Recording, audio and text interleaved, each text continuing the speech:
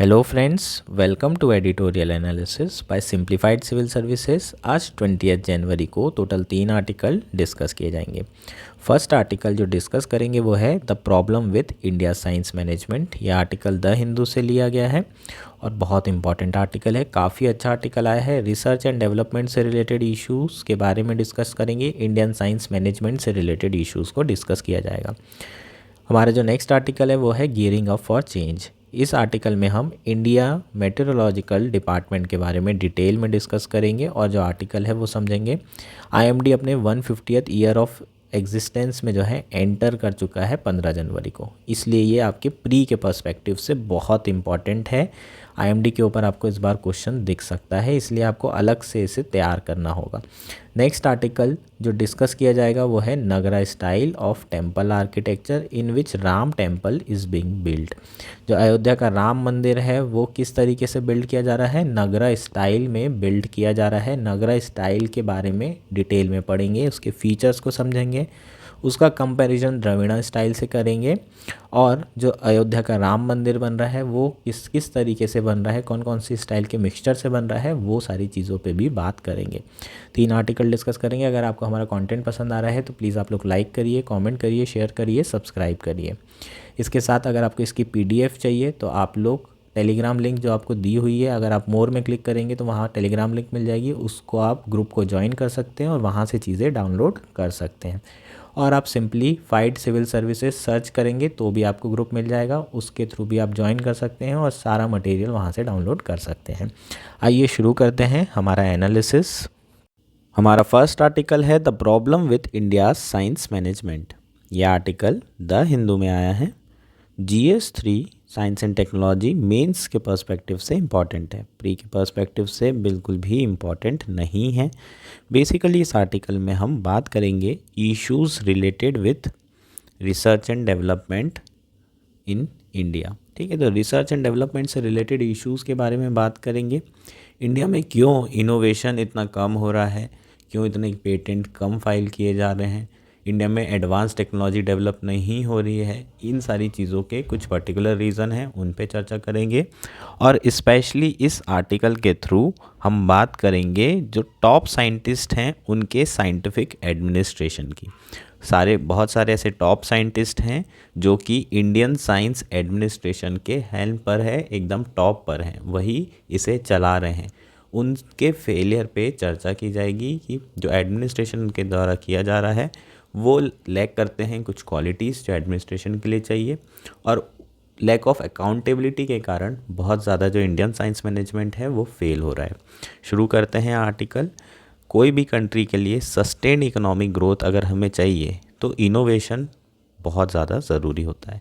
Innovation क्या करता है, टेक्नोलॉजी डेवलप करने में मदद करता है जिसे डिप्लॉय किया जाए और फिर वही डिप्लॉयबल टेक्नोलॉजी इकोनॉमिक ग्रोथ में कन्वर्ट होती है। इसका एग्जांपल आपको सिंपल है, चरखे की बात कर लेते हैं। ठीक है, चरखा शुरुआत में कपड़ा बनाने के लिए यूज़ होता था, फिर इनोवेशन हुआ, फैक्ट्री सिस्टम आया, बल्क में क्या हुए, कपड़े बनने लगे, आउटपुट बहुत बढ़ गया, इनपुट कम हो गया, ओवरऑल प्राइसेस क्या हो गए, कम हो गए। तो आउटपुट बढ़ गया तो हमारा क्या होगा, ग्रोथ बढ़ेगी। तो इकॉनमी ग्रोथ जो है कैसे बढ़ती है, इनोवेशन के थ्रू। सस्टेन्ड इकॉनमी ग्रोथ के लिए इनोवेशन बहुत बड़ा रोल अदा करता है और स्पेशली इंडस्ट्रियल रिवॉल्यूशन 4.0 के बाद से इनोवेशन का बहुत बड़ा रोल हो गया है। इसलिए भारत सरकार भी जो है ओवरऑल जो साइंस इस्टेब्लिशमेंट है उसे क्या करने की कोशिश कर रही है, रिन्यू करने की कोशिश कर रही है। रिसेंटली सरकार के द्वारा नेशनल रिसर्च फाउंडेशन सेटअप किया था और DRDO की रीस्ट्रक्चरिंग भी की जा रही है।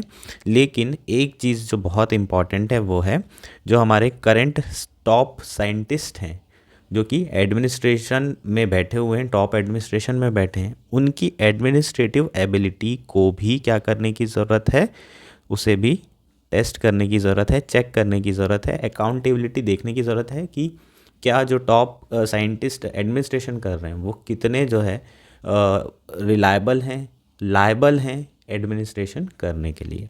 ठीक है, अगर हम बात करें ओवरऑल इश्यूज़ में सबसे इम्पॉर्टेंट हमारा इश्यूज़ तो एक ही आता है, वो है पैसा। रिसर्च में लगता है खूब सारा पैसा और रिसर्च करने के लिए जो पैसा चाहिए वो जनरली पब्लिक सेक्टर से ही आता है, सरकार ही प्रोवाइड कर रही है इंडिया में। प्राइवेट सेक्टर से जो पैसे आ रहे हैं वो बहुत ही कम है। प्राइवेट सेक्टर का इन्वेस्टमेंट रिसर्च और डेवलपमेंट में इतना नहीं है, इसलिए गवर्नमेंट को ही इन्वेस्ट करना पड़ रहा है। एक ये बहुत इम्पॉर्टेंट इशू है इंडिया के पुअर इनोवेशन, इंडिया में पुअर इनोवेशन होने का कारण बहुत ज़्यादा एक ये भी है। रिसर्च एंड डेवलपमेंट में अगर देखें ओवरऑल एक्सपेंडिचर तो काफ़ी लो है, 0.7% of GDP compare to 3.5% of United States and 2.4% of और चाइना। मतलब चाइना की ऑलरेडी जीडीपी इतनी ज़्यादा है, 11 ट्रिलियन का 2.4, इंडिया का 3 ट्रिलियन का 0.7। तो इंडिया में एब्सोलूट नंबर में भी बहुत कम है और परसेंटेज वाइज ऑफ जीडीपी भी एक्सपेंडिचर बहुत ही ज़्यादा कम है।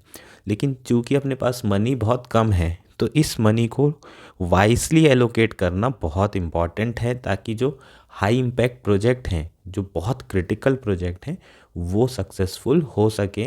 इंडिया के लिए स्ट्रैटेजिक जिनकी इम्पोर्टेंस है प्लस इकोनॉमिक इम्पोर्टेंस भी है, ऐसे प्रोजेक्ट में मनी एलोकेट करना बहुत ज़्यादा ज़रूरी हो जाता है।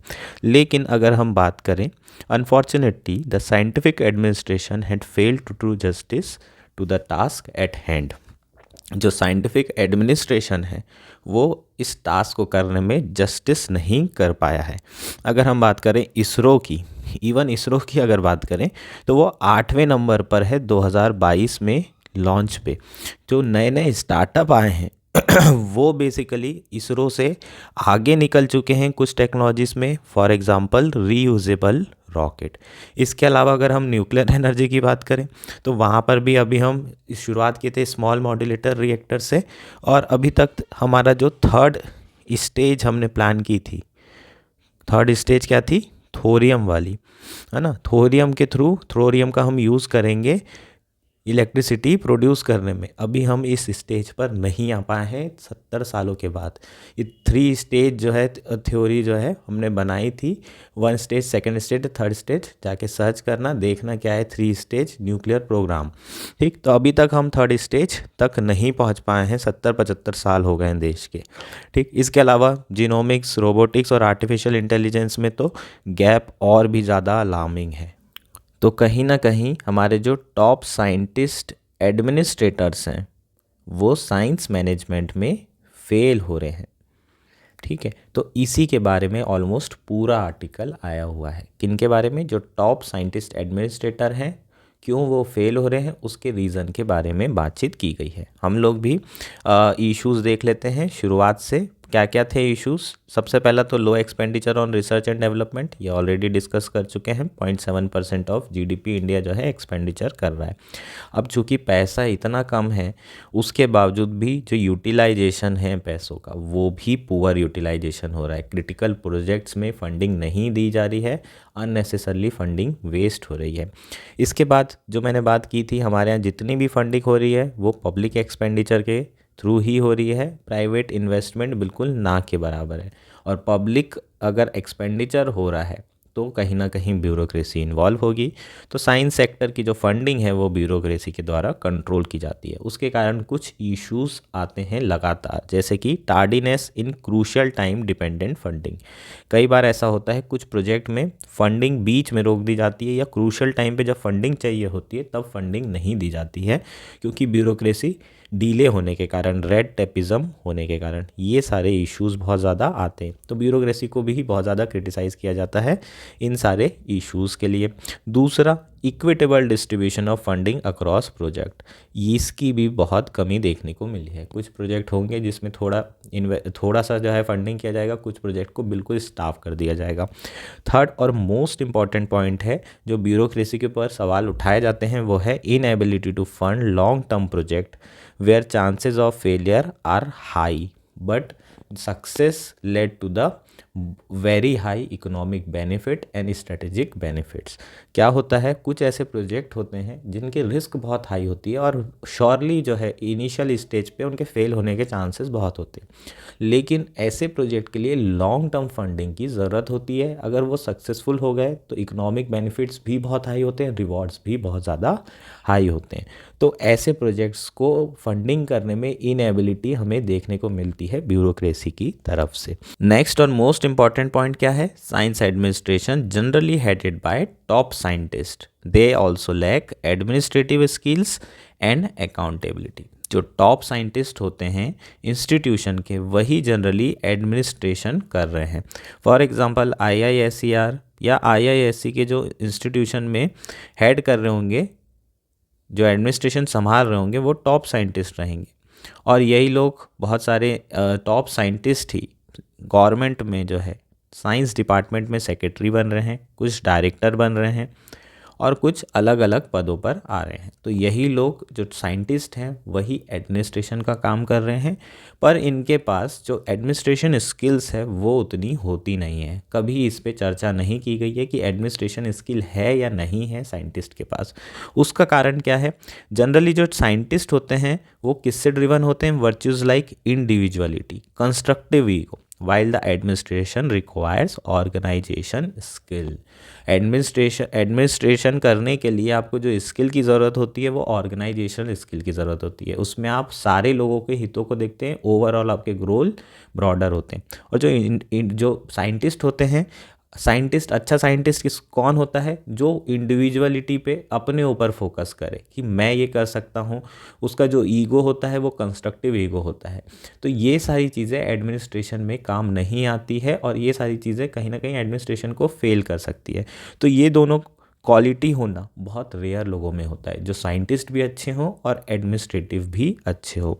For example allocation of money in one project do not starve other project funding. इस तरीके की स्किल्स हमें चाहिए होती है एडमिनिस्ट्रेशन में। जो जनरली टॉप साइंटिस्ट या साइंटिस्ट लोग जो भी बेसिकली साइंस फील्ड में काम कर रहे हैं, उनके पास ये एडमिनिस्ट्रेशन स्किल्स नहीं होती है। This quality lagged in top scientist administrator. इसके अलावा जो इशू आता है इन साइंटिस्ट को एडमिनिस्ट्रेशन में रखने से, वो है कन्फ्लिक्ट ऑफ इंटरेस्ट। क्या होता है? ये सब एक साथ काफ़ी सारे कलीग काम करते हैं और एक पर्सन जो है एज अ टॉप एडमिनिस्ट्रेटर बन जाता है।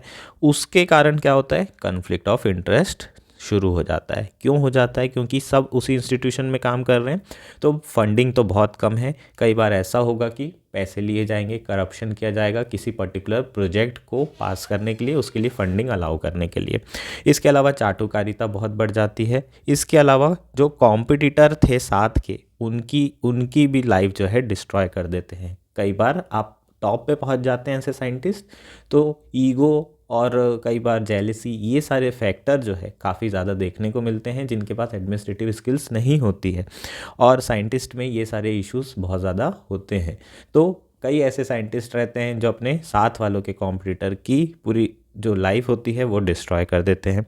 तो इन सारी चीज़ों से डील करने के लिए इंडिया साइंस का जो मैनेजमेंट है उसे बेहतर करने के लिए क्या करने की ज़रूरत है? हम दोबारा ब्यूरोक्रेसी को नहीं बैठा सकते इन पदों पे। क्यों? क्योंकि साइंटिस्ट ही समझ सकता है कि कौन से प्रोजेक्ट में फंडिंग देनी चाहिए, कौन से प्रोजेक्ट में नहीं देनी चाहिए। तो बैठेंगे तो टॉप साइंटिस्ट ही बैठेंगे, लेकिन हम लोग कुछ सॉल्यूशन कर सकते हैं। For example all India transfer होना चाहिए। मान लीजिए कोई भी इंस्टीट्यूशन है, उसका साइंटिस्ट डायरेक्टर बनता है, तो इस इंस्टीट्यूशन का ना बन के वो IISc का बन जाए या फिर IIT दिल्ली का बन जाए। उससे क्या होगा? ये कन्फ्लिक्ट ऑफ इंटरेस्ट वाला इशू नहीं रहेगा। इसके अलावा हम लोग और भी चीज़ें कर सकते हैं, जैसे US में जो मॉडल अपनाया जाता है उसे फॉलो कर सकते हैं। कुछ ऐसे साइंटिस्ट हैं जिन्हें यंग एज में ही प्रॉपर एडमिनिस्ट्रेशन के रास्ते में डाल दिया जाए, उन्हें प्रॉपरली ट्रेनिंग दी जाए और उसके बाद वो डबल काम ना करें, वो साइंटिस्ट वाला काम ना करें, वो सिर्फ एडमिनिस्ट्रेशन वाला काम करें। तो ऐसे कुछ साइंटिस्ट जो एडमिनिस्ट्रेशन में ज़्यादा इंटरेस्टेड है, उनको जो है एडमिनिस्ट्रेशन में डालने की ज़रूरत है। तो इस तरीके के सॉल्यूशन हम लोग कर सकते हैं। अच्छा, ये वाले जो इश्यूज़ हैं ये कैसे आए? ये इंडिपेंडेंस के बाद ही आ गए थे, है ना। जो चाटुकारिता देखने मिलती है, जो टॉप साइंटिस्ट होते हैं उनमें ईगो बहुत होता है ना, वो अपने कॉम्पिटिटर की लाइफ डिस्ट्रॉय कर देते हैं। ये सारी चीज़ें बहुत कॉमन है इंडिया के, है ना, साइंस एडमिनिस्ट्रेशन में। इसकी शुरुआत जो है इंडिपेंडेंस के बाद से हो गई थी, क्योंकि इंडिया के पास पैसा नहीं था।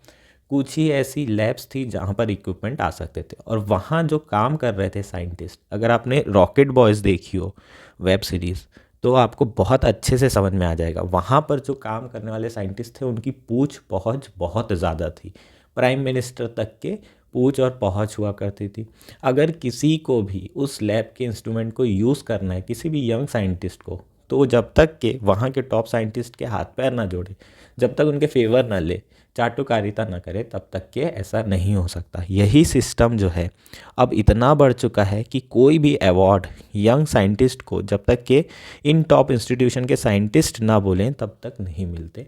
और इसलिए ये जो कुछ इंस्टीट्यूशन के, कुछ लैब के जो साइंटिस्ट हैं वो गेट कीपर बन के रह गए हैं, और यही सारी चीज़ें इंडियन साइंस मैनेजमेंट को फेल करने में क्या हो रही है, सहायक हो रही है। तो ये बेसिकली हमारा क्या हो जाएगा, आर्टिकल हो जाएगा। ये लाइन ज़रूर पढ़ लीजिएगा, अच्छी लिखी हुई है ना। तो ये साइंस मैनेजमेंट हो जाएगा। क्या रीज़न है कि इंडिया का साइंस मैनेजमेंट फेल हो रहा है, और उसके बेसिकली हमने एडमिनिस्ट्रेटिव एस्पेक्ट पे चर्चा की है। होपफुली आपको ये आर्टिकल क्लियर है। हमारा नेक्स्ट आर्टिकल है गियरिंग अप फॉर चेंज। ये आर्टिकल द हिंदू में आया है।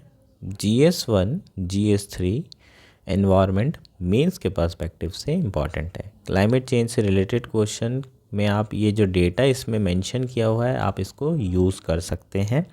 कुछ पॉइंट्स होंगे जो मैं बताऊंगा, आप उसको क्लाइमेट चेंज से रिलेटेड क्वेश्चन में यूज़ कर सकते हैं। इस पर्टिकुलर आर्टिकल के प्रीलिम्स के पर्सपेक्टिव से बहुत ज़्यादा इम्पॉर्टेंट है। कई बार जो है स्टैट्यूटरी बॉडी, ऑटोनॉमस बॉडीज़ आपको पूछी जाती है प्रीलिम्स में, और आपको उसके बारे में डिटेल में पता होना चाहिए। कई बार मिनिस्ट्री पूछ लेते हैं उनकी, तो ये सारी चीज़ें आपको जानकारी होना चाहिए। तो हम बेसिकली इस आर्टिकल में IMD के बारे में चर्चा करेंगे। IMD जो कि 150th year of its existence में एंटर्ड हुआ है। 15 जनवरी 1875 को जो है ये इस्टेब्लिश किया गया था अंडर द ब्रिटिश रूल। ठीक है, तो इसकी लेगेसी कॉलोनियल है, लेकिन ये काफ़ी इम्पॉर्टेंट इंस्टीट्यूशन है। नेक्स्ट अगर बात करें तो इसका हेडक्वार्टर न्यू दिल्ली में है, और मिनिस्ट्री ऑफ अर्थ साइंस के अंदर जो है ये आता है ना। ये ऑटोनॉमस डिपार्टमेंट है। इसके बारे में थोड़ा सा डिटेल में आप लोग पढ़ेंगे विकिपीडिया से। ठीक है, इसके जो रीजनल ऑफिसेस हैं उसके बारे में पढ़ेंगे। कौन कौन से रीजनल ऑफिस हैं, टोटल 6 ऑफिसेस हैं। नागपुर में है, चेन्नई में है। एक बार आप सारे ऑफिसेस के बारे में देखिए। थोड़ी बहुत कॉलोनियल हिस्ट्री के बारे में भी आप लोग देख लीजिएगा, क्योंकि आपको डिटेल में पूछा जा सकता है ना। 150th year of its existence में आ गया है, तो 100% चांसेस है इस पर क्वेश्चन आने के। एट प्रेजेंट की बात करें तो जो IMD है उसका analysis entire spectrum of climate and weather के लिए हो रहा है ना। चाहे वो फॉग हो या फिर साइक्लोन, सारी चीज़ें कौन फोरकास्ट करता है, IMD। कैसे फोरकास्ट करता है, ऑब्वियसली एनालिसिस करके, जो डेटा है उसका एनालिसिस करके ये फोरकास्ट किया जाता है। अगर हम कॉलोनियल टाइम्स की बात करें तो इसका जो मेन फंक्शन था, it was conceived to probe the mystery of south west monsoon. इसे बनाया इसलिए गया था ताकि जो साउथ वेस्ट मानसून है उसकी मिस्ट्री को क्या किया जाए, जांच की जाए, उसे समझा जाए। ब्रिटिशर्स जानते थे कि अगर उन्हें रेवेन्यू बढ़ाना है तो हार्वेस्ट अच्छा होना पड़ेगा, और हार्वेस्ट अच्छा करने के लिए अगर थोड़ा मॉनसून के बारे में समझ लिया जाए कि पानी कब आता है, कैसे आता है, तो उसके लिए उन्होंने IMD बनाया, ताकि पिछले डेटा का इस्तेमाल करके फ्यूचर में प्रेडिक्शन किया जाए, फोरकास्ट किया जाए, और उससे बेहतर तरीके से हार्वेस्ट क्या किया जाए, प्रोड्यूस किया जाए, है ना। तो ये बेसिकली हमारा जो कल्टीवेशन है, अगर ये होगा प्रॉपरली, प्रोडक्शन होगा, हार्वेस्ट होगा, तो रेवेन्यू बढ़ेगा ब्रिटिशर्स का। तो इसलिए उन्होंने IMD अपने रेवेन्यू बढ़ाने के लिए, जो प्रोडक्शन है उसको बढ़ाने के लिए उस समय कंसीव किया था। अभी की बात करें तो IMD जो है कई सारे ऐसे हज़ार्ड हैं जिन्हें फोरकास्ट करने में सक्सेसफुल रहा है। हालांकि इसकी एफिशिएंसी पे थोड़ा सवाल उठाया जाता है, कई बार फोरकास्ट इनके गलत भी हो जाते हैं। उसका रीज़न बहुत सिंपल है, क्लाइमेट और वेदर पहचानना सिर्फ पास्ट डेटा से पॉसिबल नहीं है, क्योंकि कई सारी ऐसी डायनामिक फेनोमेना होती हैं जो एक साथ इंटरप्ले करती है, रोल अदा कर रही होती हैं। इसलिए जस्ट बिकॉज आपके पास पास डेटा है आप ये डिटरमाइन नहीं कर पाते। एक बार वो सारे डायनामिक्स जो फेनोमेना है वो रोल प्ले कर लेती हैं, उसके बाद ही हमें पता चल पाता है कि क्या रीज़न था कि इस बार बारिश बिल्कुल नहीं हुई, या फिर इस बार बारिश 4 दिन हुई और उसके बाद फिर बिल्कुल नहीं हुई। तो इस तरीके से जो अलग अलग चेंजेस आते हैं वो डायनामिक्स फेनोमेना के कारण आते हैं। इसके अलावा इंडिया की जो सुपर कंप्यूटिंग एबिलिटी है वो भी अभी बहुत ही स्ट्रांग नहीं है, इसलिए भी इंडिया जो है फोरकास्ट करने में कई बार जो है फेल हो जाता है, आईएमडी फेल हो जाता है। हालांकि एक जो अच्छी चीज़ है, आईएमडी के पास डेटा एनालिसिस और डेटा खूब है, खूब सारा डेटा है। और एक ऐसा ही डेटा जो है council on energy environment and water के द्वारा एग्जामाइन किया गया है, जिसमें मॉनसून ट्रेंड को एग्जामाइन किया गया है सब डिविजनल लेवल पर, तहसील लेवल पर ये डेटा एग्जामाइन किया है। 1982 से 2022 के बीच का डेटा है, ठीक। और इसी डेटा को तहसील लेवल पर मॉनसून में क्या क्या बदलाव आए हैं ये सारी चीज़ें चेक की गई है, एग्जामाइन की गई है। आपके लिए बहुत इंपॉर्टेंट नहीं है डेटा, पर आप एक बार हम पढ़ लेते हैं क्या क्या फाइंडिंग्स हैं। लगभग 55% ऐसी तहसील है इंडिया की, 4400 तहसील की बात कर रहे हैं, जहाँ पर मॉनसूनल रेनफॉल इंक्रीज़ हुई है इस पीरियड में। 11% ऐसी है जहाँ पर मॉनसूनल रेनफॉल डिक्रीज़ हुई है। इन 11% में 68% ऐसी है जिसमें चारों महीने में मॉनसूनल रेनफॉल डेफिसिट हुई है, मतलब कम हुई है चारों महीने में। चार कौन कौन से महीने हैं? जून जुलाई अगस्त और सितंबर, ये मॉनसूनल मंथ होते हैं। चारों महीने में ऐसे 68% तहसील हैं, 11% में से 68% ऐसे हैं जो कि चारों महीने में पानी नहीं गिरा है। 87% ऐसे हैं जहाँ पर जून और जुलाई में पानी कम हो गया है, इन्हीं 11% में से, ठीक है। जून और जुलाई बहुत इंपॉर्टेंट होता है, खरीफ की क्रॉप को बोने का समय होता है, इसलिए ये पानी बहुत ज़्यादा क्रूशल होता है हमारे एग्रीकल्चर के लिए।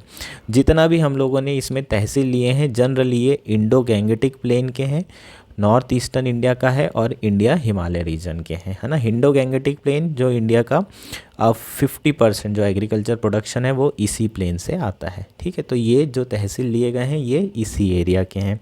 अगर हम बात करें नेक्स्ट फाइंडिंग की, तो कुछ ऐसी जगह है Gujarat, Rajasthan, central Maharashtra and part of Tamil Nadu, जहाँ जो जनरली ड्राई हुआ करते थे, अब यहाँ बारिश थोड़ी बढ़ चुकी है, ये रीजन अब वेटर होने लगे। इसके अलावा नॉर्थ ईस्ट मानसून के ट्रेंड को भी एग्जामाइन किया गया है।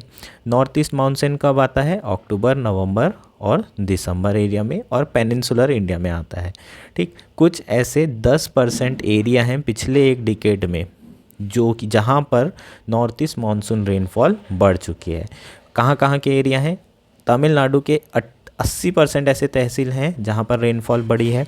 तेलंगाना का 44% ऐसे तहसील हैं जहाँ पर रेनफॉल्स बढ़ी है, और आंध्र प्रदेश में 39% है। अगर हम साउथ वेस्ट मानसून की बात करें तो इंडिया रेनफॉल का 76% रेनफॉल जो है साउथ वेस्ट में रेनफॉल से आती है, साउथ वेस्ट मानसून से आती है, और 11% नॉर्थ ईस्ट मानसून से आती है। इसके अलावा थंडर स्टॉर्म और आपका जो वेस्टर्न डिस्टर्बेंस है जिसके कारण दिल्ली वगैरह में पानी गिरता है, ये सारे भी हमारे यहाँ जो पानी ओवरऑल आता है उसमें कंट्रीब्यूट करते हैं। एक चीज़ रिपोर्ट में जो क्लियर हो गई है कि जो इंक्रीजिंग ट्रेंड है which is long dry spells and punctuated by torrential wet spell is well documented. जो ट्रेंड दिख रहे हैं हमारे कि लंबे सूखे स्पेल हो रहे हैं, पानी नहीं गिर रहा है मानसून के दौरान, और फिर सडनली एक साथ बहुत ज़्यादा पानी आ जा रहा है, इस तरह के ट्रेंड हमें रिपोर्ट में देखने को मिल रहे हैं। लेकिन ये नहीं पता चल रहा है कि ये नेचुरल वेरिएबिलिटी के कारण हो रहा है या फिर क्लाइमेट चेंज के कारण हो रहा है। लेकिन एक बेनिफिट बहुत अच्छा है इस पर्टिकुलर एग्जामाइन जो रिपोर्ट जो एनालिसिस एग्जामाइन किया जा रहा है, जो डेटा एग्जामाइन किया जा रहा है, सॉरी, एक पर्टिकुलर चीज़ जो कि बहुत अच्छी हो रही है इस पर्टिकुलर डेटा एनालिसिस की, वो है रीजनल लेवल पर, सब डिस्ट्रिक्ट लेवल पर हम लोग जो है क्या कर रहे हैं, चीज़ें एनालाइज कर रहे हैं। अगर हम सब रीजनल लेवल पर चीज़ें एनालाइज करेंगे तो हम लोग क्लाइमेट रेजिलिएंट मॉडल जो है रीजनल और सब रीजनल लेवल पर इम्प्लीमेंट कर पाएंगे, और जिससे हम डिज़ास्टर या क्लाइमेट चेंज से होने वाले जो डिज़ास्टर हैं उनके लिए तैयार रह पाएंगे। और ये एक कमेंडेबल स्टेप है सरकार के द्वारा जो की जा रही है। होपफुली ये आर्टिकल आपके लिए क्लियर हो चुका है। ये चीज़ें आप यूज़ कर सकते हैं अपने मेंस के आंसर में। बाकी सारी चीज़ें आपको उतनी इंपॉर्टेंट नहीं है, जस्ट मैंने बता दिया है क्योंकि आर्टिकल में आया हुआ था।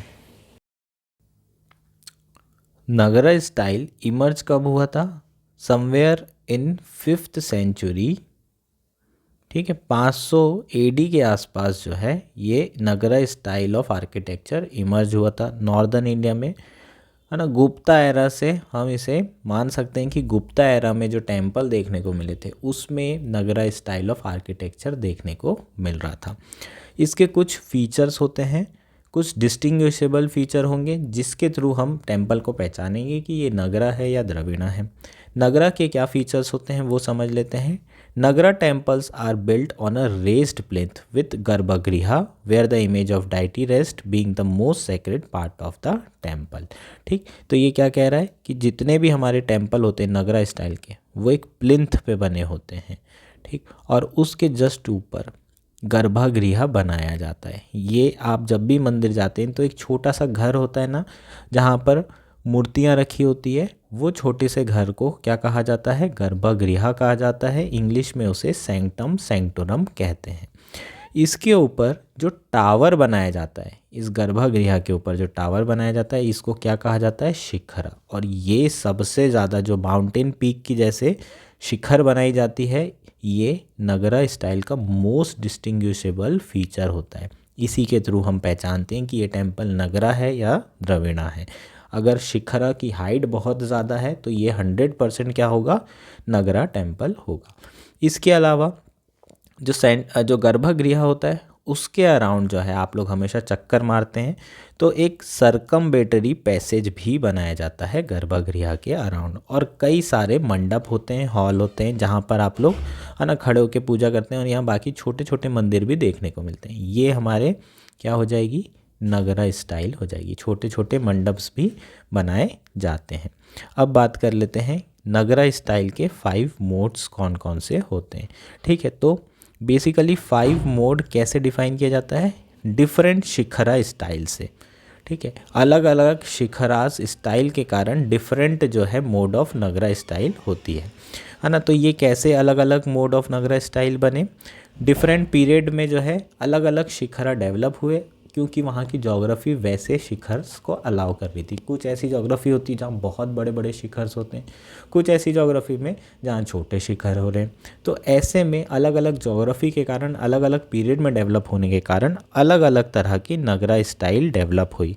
और उसका मेन रीज़न क्या था? शिखरा का चेंज होना। अलग अलग तरह के कौन कौन से शिखर थे? वल्लभी थे, फामसना था, लटीना था, शिकारी था एंड भूमिजा था। वल्लभी, फामसना, लटीना, शिकारी और भूमिजा, ये 5 तरह के नगरा जो है टेम्पल के मोड्स हैं। इसमें ये सारे क्या हैं?